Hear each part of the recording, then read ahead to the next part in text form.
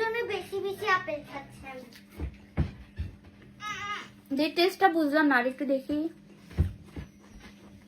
একটা লাল আপেল আছে, বড় আপেল কিন্তু এটা। ও আচ্ছা,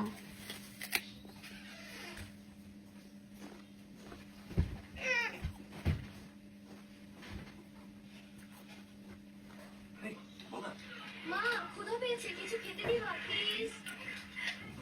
আরেকবার একটু দেখি, একটু বুঝতেছি, মজা আছে।